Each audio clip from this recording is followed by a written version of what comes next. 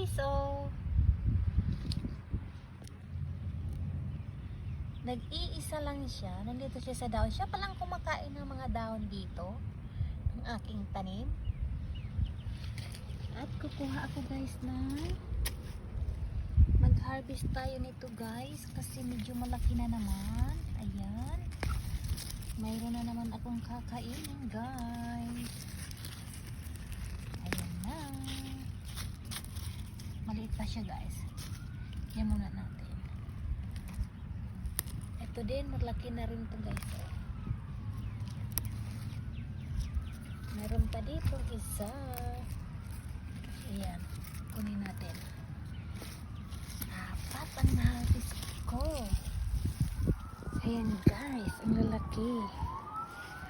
At kunin ko yung ating sibuyas na galing sa aking garden din.